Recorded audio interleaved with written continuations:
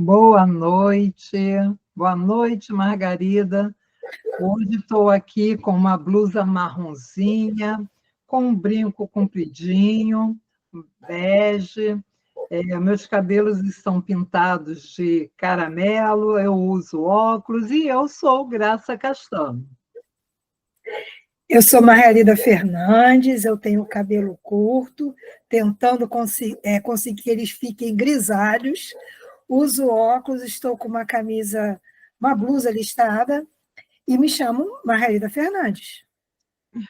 E hoje nós vamos falar um pouquinho sobre 3 ferramentas práticas de autoconhecimento para educadores, terapeutas. E isso por quê? Porque nós lançamos o nosso curso Inova, um curso direcionado para professores, profissionais da área da saúde, onde a gente vai falar o tempo todo de ferramentas práticas. Então, vou compartilhar aqui com vocês esse slide que eu trouxe aqui, onde nós vamos falar hoje. Está abrindo aqui. Sobre as 3 ferramentas práticas do autoconhecimento. Então, espero que vocês conheçam e pratiquem depois de aprender aqui com a gente, combinado? E aí, assim, para a gente praticar tudo que é novo, às vezes a gente pensa assim, eu vou fazer isso para fulano, eu vou fazer isso para ciclano. Mas a melhor forma da gente colocar a mão na massa é a gente começar pelo melhor instrumento que existe, ou seja, nós mesmos. Então, por isso que eu trouxe essa frase aí, despertar o olhar para si antes de transformar o outro. Quando a gente experimenta as formas de fazer, a gente desenvolve uma sensibilidade. Então, é notório quando a gente percebe como que determinadas situações mudam a vida das pessoas. E, a partir daquela situação, as pessoas se engajam no propósito de vida. Isso acontece por quê? Porque, muitas vezes, elas sentiram na pele a situação. E por isso fica essa proposta aí, de começar a colocar a ferramenta primeiro em prática com você mesmo. Porque toda vez que a gente experimenta e sente na pele, a gente desenvolve uma nova sensibilidade, um novo olhar. O nosso olhar muda de dimensão quando passa perto dos nossos valores, passa perto da nossa ética como pessoa e não só como profissional. Né? O bom profissional é aquele que se desenvolve como um ser humano. Então, é isso que a gente quer trazer aí para você. Até porque a melhor escuta do outro começa onde termina o nosso ruído interno. Então, para eu conhecer bem o outro, eu tenho que aprender a entender a mim mesmo. Então, vamos lá para a primeira ferramenta? Então, deixa eu baixar aqui. Ferramenta 1, a roda das identidades. E aí eu peço para você que está assistindo o nosso vídeo para mapear os seus eus. Como assim, Graça? Que tantos eus? Eu não tenho tantos eus. O pior é que nós temos. Eu não sou só Graça, a psicóloga que está aqui no YouTube. Até profissionalmente, eu sou Graça, que faço postagens no Instagram. Eu sou Graça, que atendo na neuromodulação não invasiva. Eu sou Graça, que atendo fazendo a avaliação neuropsicológica. Eu sou Graça, que atendo nos atendimentos clínicos. Eu sou Graça, que atendo nas oficinas 3T, Transforme, Supere. Ou seja, eu tenho várias graças. E com cada situação, com cada momento terapêutico, eu vou lidar de uma forma diferente. Sem falar que eu tenho outras graças, eu tenho outros eus. Eu sou mãe de pet, eu sou filha, eu sou esposa, eu sou amiga. Então, todos nós temos vários eus dentro da gente. Então, você que está assistindo a gente nesse exato momento, para o vídeo. E aí, pega uma folha, divide a folha em alguns eus e para pensar como é que eu estou sendo como mãe, esposa, filha, profissional, estudante. Eu não sei vocês, mas eu não paro de estudar nunca, porque eu gosto de estudar, eu gosto de aprender e a gente hoje em dia tem muitas informações, porque o mundo está conectado. Então, assim, hoje é muito fácil a gente ter acesso às informações novas. E eu quero ser uma profissional antenada com a inovação. Eu gosto de estar antenado com o que está acontecendo na internet, até porque o público que eu atendo, que são crianças e adolescentes, estão conectados também com esse espaço. E para que eu forme um vínculo positivo com eles, eu também tenho que estar conectado. Então, você que está aí nesse momento, para o vídeo e faz esses vários eus. Combinado? E quem quiser, depois, tira uma foto desses eus e marca a gente lá no @Instituto Tripsi no Instagram. Eu vou adorar ver vocês com a foto dessa atividade, dessa ferramenta da Roda das Identidades, marcando a gente lá na rede vizinha.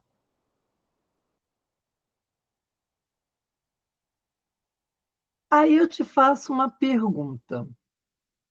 Desses eus que você mapeou depois de parar o vídeo, qual é aquele que se irrita com um aluno, com um paciente, com um filho?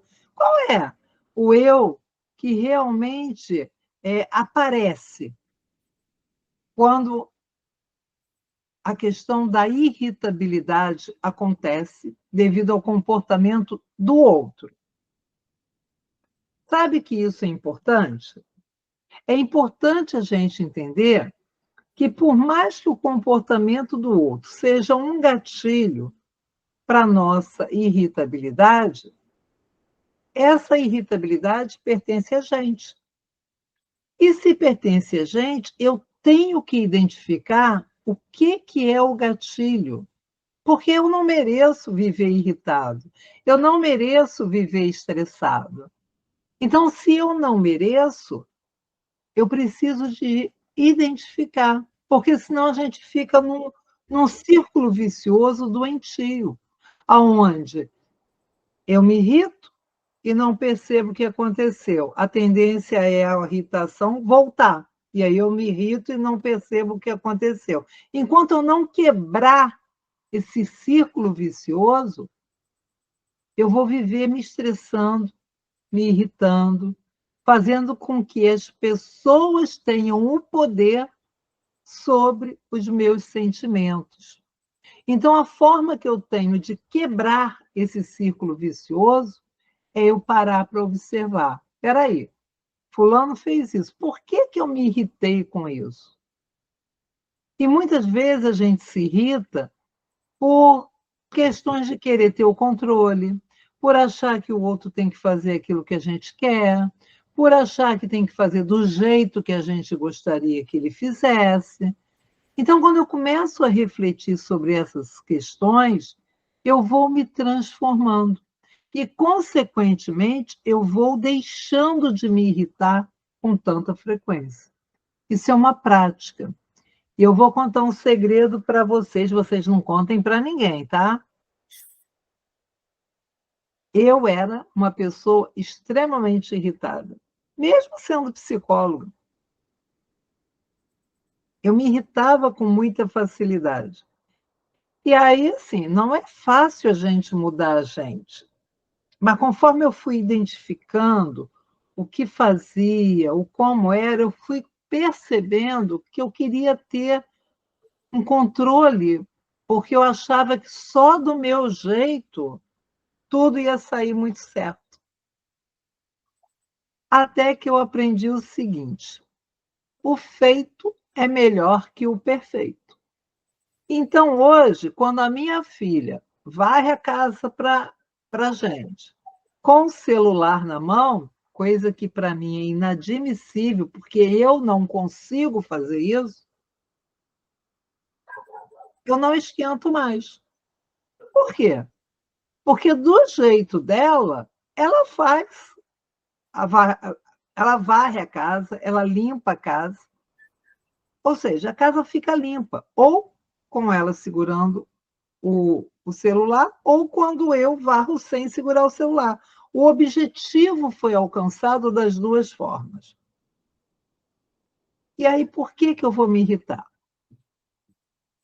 Então, eu aprendi a soltar e deixar que o outro escolha a melhor forma de fazer, o horário de fazer, o como fazer.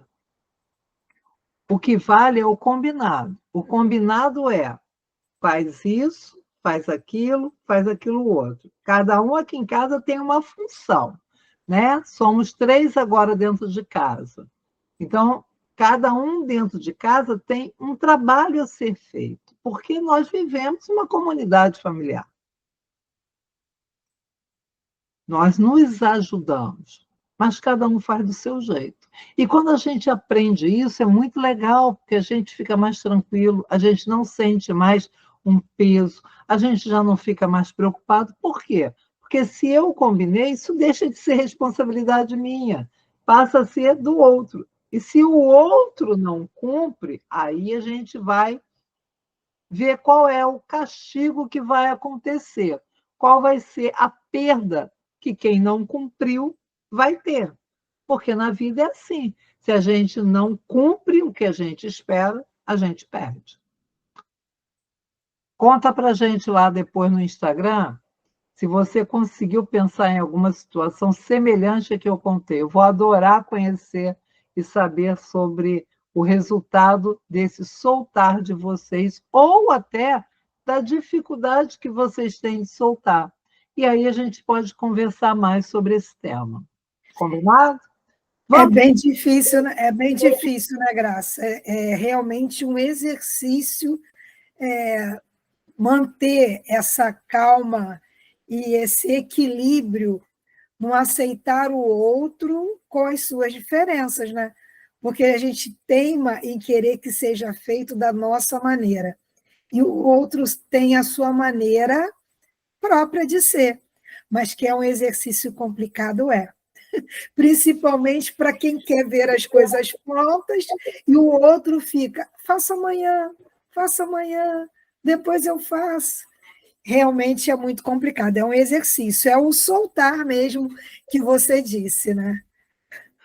E tem uma coisa, né, Margarida? Quando a gente pensa assim, ah, é meu filho, é minha filha, a tendência é fazer igual a mim. Aí é que está a maior dificuldade, é a gente entender que, por mais que sejam nossos filhos, né, nossos filhos não são nossos filhos, porque eles vão criar a maneira deles fazerem. Né? Então, assim, eles também têm a individualidade, a autonomia, a iniciativa. Então, com isso, eles também vão aprimorar uma forma própria de lidar com a mesma situação.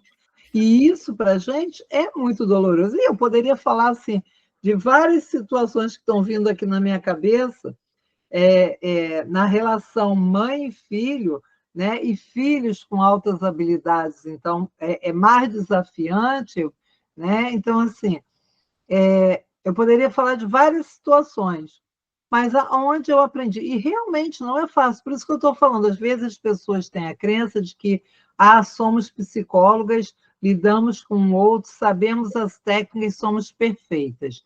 A gente, no Instituto, a gente quer muito desmistificar isso, porque nós somos seres em transformação, seres em aprendizagem, que temos um saber, sim, da psicologia e das suas técnicas, mas que nós também estamos o tempo todo nos aperfeiçoando, aprendendo, praticando o que a gente ensina para vocês. Então, Principalmente, Graça, que, como você disse ali, nós somos vários eus. Então, a psicóloga não é 24 horas por dia. A psicóloga é na hora que estuda, é na hora que faz um trabalho, é na hora que está com o paciente. Nas outras horas, somos mulheres, mães, né, esposa, tem outros papéis, e que isso também nos coloca, às vezes, em situações vulneráveis, que a gente para pensar e diz assim, epa, o lado psicólogo aparece, epa, que isso, vamos tomar cuidado. A anteninha começa a acender. Então, justamente por isso que a gente também passa por esses momentos, mas a gente consegue avaliar, refletir e tentar até o quê? Soltar, deixar de mão. Né? é verdade. E é por isso que, assim, não precisem ficar preocupados quando vocês estão num barzinho, num local público, batendo papo com uma psicóloga, porque o psicólogo não está o tempo todo te analisando. Isso é uma crença, tá bom? Principalmente para poder a gente parar para analisar, leva tempo, não é num lugar batendo papo. Pois é. Então, vamos para a segunda ferramenta. Linha do tempo das potências. Aí eu quero que vocês listem 3 momentos. Vocês podem virar a folha, né? Vocês fizeram a atividade 1, uma ferramenta 1 de um lado. Virem a folha e listem os 3 momentos em que vocês se sentiram brilhantes, criativos, potentes, né? Para pensar e coloca quais são os momentos em que as minhas potências apareceram. E aí depois reflitam. O que havia em comum nesses momentos? E quando a gente fala de potência, a gente está falando de algo que te traz um prazer, de que faz você se sentir vibrante. Né? E isso pode ser no momento onde você consegue fazer algo que você achava que não conseguia, quando você enfrenta um medo, quando você enfrenta a sua vergonha, né? A potência, ela se sobressai e ela traz uma energia para a gente no sentido de melhorar a nossa autoestima, de fazer com que a gente se sinta mais seguro. E aí, depois disso, comecem a pensar, quais tipos de potenciais eu tenho? Quais são os tipos de habilidades que em mim são que mais conversam com o meu jeito de ser? Vamos lembrar que o Gardner ele fala de 8 ou 9 inteligências múltiplas, né? E não necessariamente a gente tem que ter todas, não necessariamente a gente tem que ter potência em todas, mas todos nós temos elas. Umas muito, outras poucas, outras mais. Por exemplo, a minha habilidade manual é horrorosa. Por quê? Eu não gosto de pintar, eu não gosto de desenhar, eu não gosto de recortar, então eu não gosto. Se eu não gosto, eu não aprimorei essa habilidade. Então, essa potência de fazer essas atividades não vai aparecer em mim com tanta é, vontade, né? Até porque a minha vontade é exatamente excluir. A minha vontade é, não, isso eu não quero. Ou seja, é o que a gente chama de comportamento de evitação. Tudo que está fora da minha vontade, eu vou evitar. É comum os alunos, por exemplo, falarem assim, eu não quero estudar. eu não gosto de matemática, então eu não quero estudar matemática. Só que, na verdade, quanto mais eu evito, menos habilidade eu desenvolvo, menos essa potência vai ser desenvolvida. Então, é exatamente o oposto. Quanto menos eu tenho essa característica desenvolvida em mim, mais eu deveria de estar trabalhando nela. Por quê? Porque quem não tem altas habilidades pode desenvolver qualquer tipo de habilidade. Agora, quem já tem altas habilidades, quem nasce com essas características, eles não precisam de treinamento, porque essas potências são naturais para eles. Então, assim, a diferença entre uma pessoa com altas habilidades e uma pessoa neurotípica, um aluno neurotípico, um filho neurotípico, é porque eu vou precisar fazer um treinamento. E muitas vezes, numa pessoa que tem as características das altas habilidades, vai fazer aquilo de forma natural. Né? Eu lembro quando meu filho começou a desenhar, ele nunca tinha feito um curso de desenho. E o primeiro desenho que ele fez foi assim, um desenho complexo, um desenho com sombreado, com muitas linhas. Então, assim, ele mostrou o talento dele para a arte. Então, quando a pessoa tem altas habilidades, isso aparece de forma genuína, espontânea. Então, é isso que a gente tem que ver. Mas todos nós temos potências, e essa ferramenta é para ser utilizada para todo mundo. Sendo que, se você estiver numa sala de aula e você conhecer um pouco dos seus alunos, você vai ver que quando eles colocarem lá as 3 potências, eles vão colocar principalmente as que ele tem muita facilidade, né?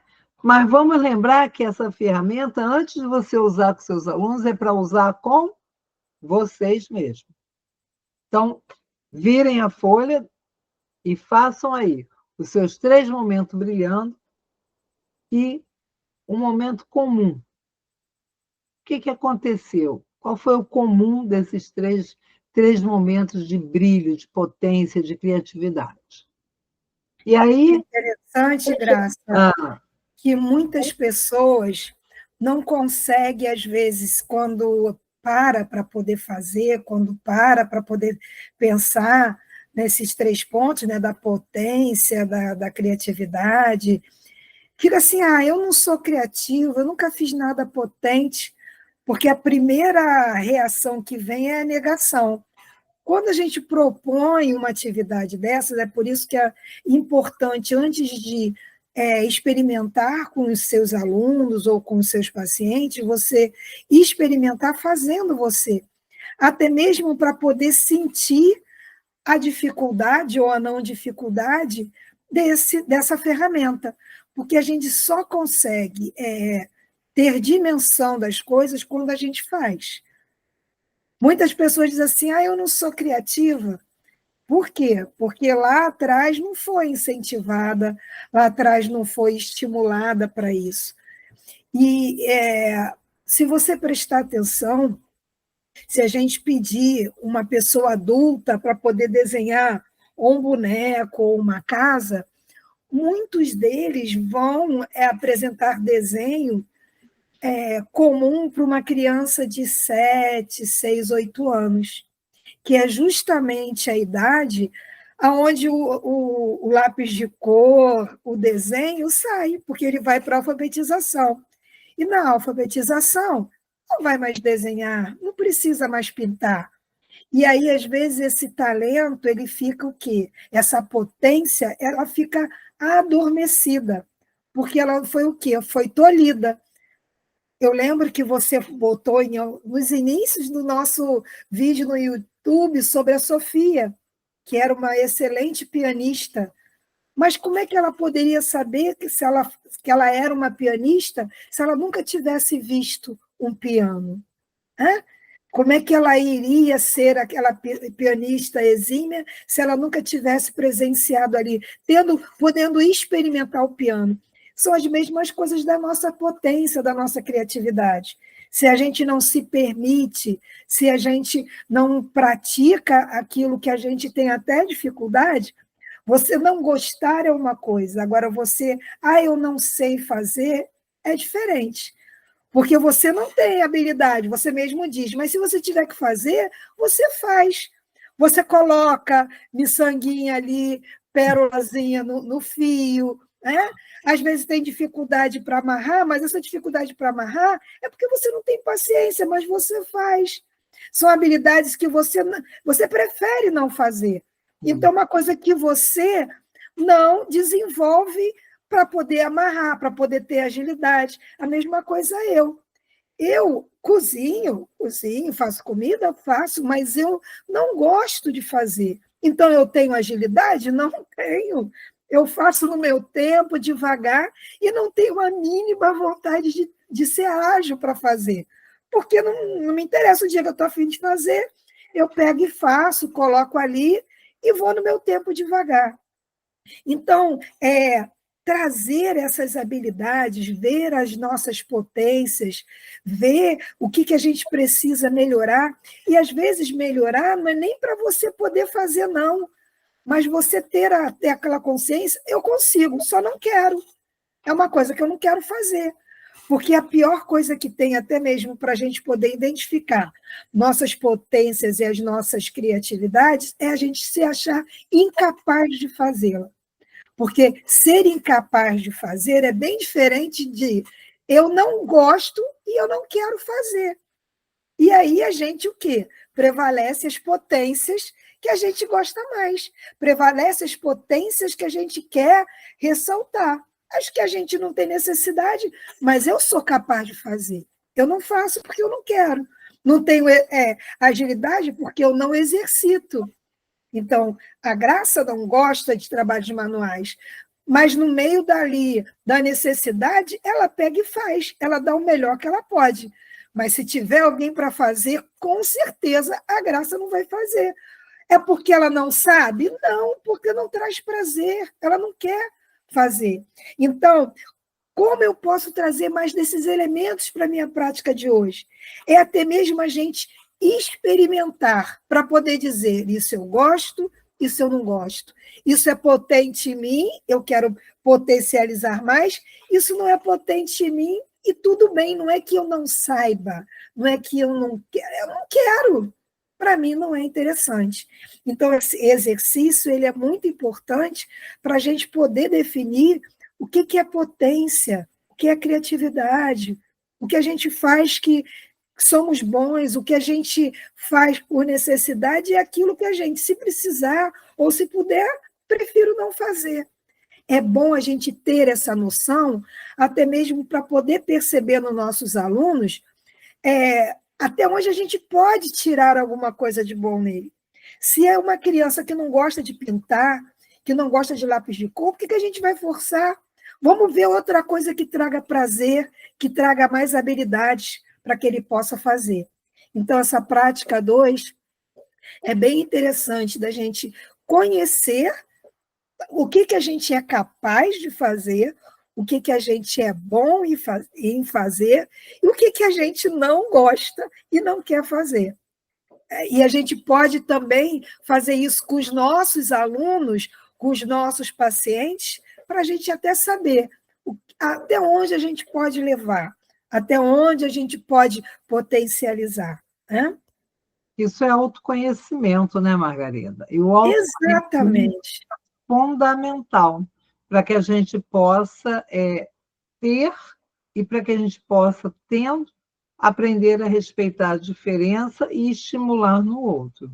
Isso Exatamente. traz verdade. A verdade é essa. Se autoconhecer traz o sentimento e o funcionamento de libertação, porque você pode dizer sem culpa nenhuma, como eu falo, eu não gosto, não quero fazer. E aí eu faço aquilo, eu contribuo com aquilo que me dá prazer. E o que não me dá prazer, fica para a Margarida.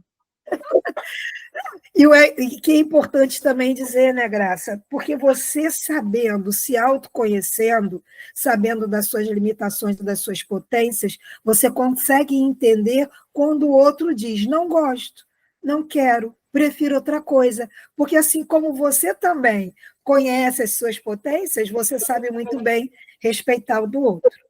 E a nossa terceira ferramenta é um espelho poético, né? Tinha que ter a arte, tinha que ter uma ferramenta de poesia, que é desse olhar para dentro, que às vezes é o incômodo. Não sei se vocês têm conhecimento, mas é fácil de achar até na internet. O texto Ostra Feliz Não Faz Pérola, de Rubens Alves. A pérola, para ela poder existir, ela vem através do incômodo. É um grãozinho de areia que entra na ostra e, para ela se defender daquele grão de areia que o incomoda, ela começa o quê? Ela começa a envolver aquela areia com uma camada lisa que vai se transformar o quê? Em uma pérola. E isso demonstra que as dificuldades nos faz crescer. Nos faz o quê? Saber até onde a gente pode ir das nossas, como na ferramenta 2, na nossa potência. E o sofrimento, ele é inerente à vida do ser humano.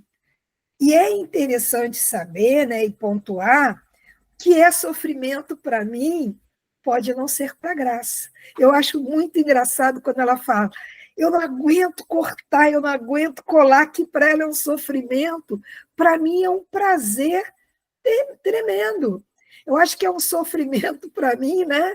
Quando botar coisas assim de ter que fazer comida rápida, ter que ser ágil para poder fazer as coisas, isso para mim já é um sofrimento. Quando tem pessoas que dizem, eu estou estressada, eu vou varrer a casa, vou mudar os móveis, nunca será eu. Que isso para mim será o quê? Um sofrimento. Deixa a casa do jeito que está, não precisa mudar muitos móveis, não, vai me dar muito trabalho. Então, assim, o incômodo, muitas vezes, transforma a gente em potência.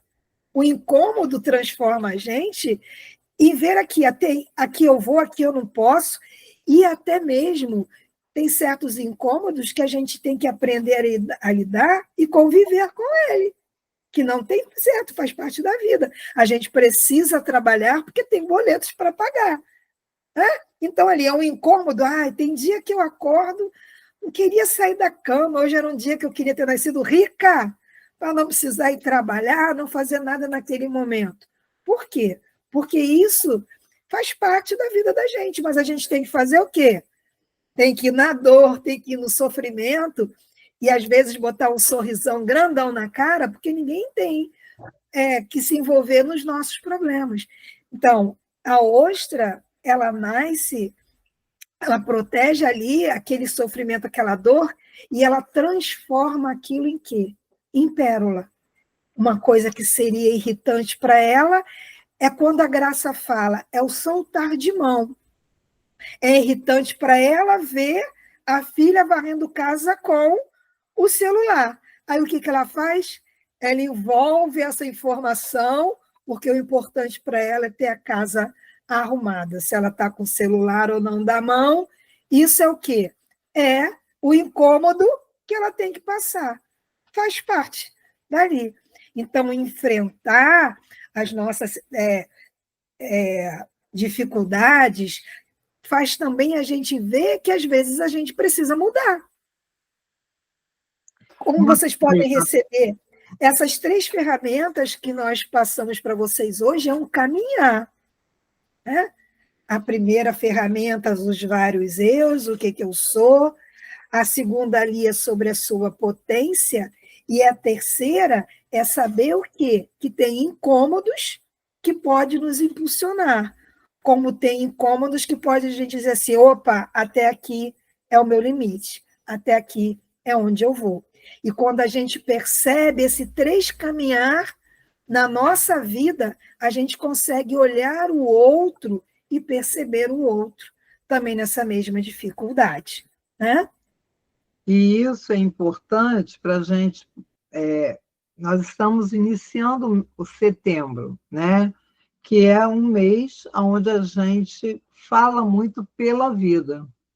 E esse movimento da gente começar a entender que, às vezes, o sofrimento vem para nos lapidar, para fazer com que a gente consiga aprender a lidar melhor com as situações, é um movimento importante. É importante que eu aceite até os meus defeitos, porque a gente começa a trabalhar os nossos defeitos na medida em que a gente aceita. Enquanto eu não percebo, enquanto eu não admito, como é que eu vou mudar algo que eu ainda não aceitei que eu tenho? Então, às vezes, a gente luta tanto, a gente sofre tanto com algumas crenças que, às vezes, foram crenças que nem são nossas, mas que nós aceitamos como nossa, porque faz parte da nossa história familiar, faz parte da história cultural. Então, a gente tem que começar a fazer essa identificação dos nossos eus para que a gente não sofra, para que a gente não chegue a colocar a nossa vida em risco, né? Então, assim, essas ferramentas são também para que nos ajude no autoconhecimento e para que vocês compartilhem com as pessoas, para que as pessoas também possam saber que, apesar das dificuldades, essas dificuldades podem se tornar grandes pérolas. E por isso que a gente deixa aqui uma reflexão. Quem sou eu quando ninguém está olhando? Porque nós temos que nos amar, independente de estarmos na frente uma máquina fotográfica, na frente, né, de algo que está gravando a gente, ou na frente de qualquer pessoa. Porque nós temos que nos amar aceitando os nossos limites e as nossas dores, porque elas também fazem parte da gente. Elas também constituem o nosso eu. Então, independente de você se achar bonita ou feia, gorda ou magra, alta ou baixa, aceite. E depois você decide o que você quer mudar, o como quer mudar. Porque, na medida em que eu aceito, eu consigo fazer mudança. Não estou dizendo que vai ser fácil, gente. Fácil nunca é, mas é possível. E aí vai depender da energia que você vai querer investir para que a mudança aconteça. Você falou algo aí muito importante, Graça. Quando eu li essa frase, eu fico assim pensando no mundo de hoje, onde tudo acontece nas redes sociais, aonde que parece que ninguém tem problema, só mostra as vitórias, ninguém quer postar derrota, né? Quem sou eu quando ninguém está vendo? Será que eu sou realmente tudo aquilo que eu posto? Ou eu sou alguém que eu posto totalmente diferente? Então, não se mede pela régua de ninguém. O que mostra nas redes sociais pode ser verdade, como pode não ser. A gente não conhece a fundo, né?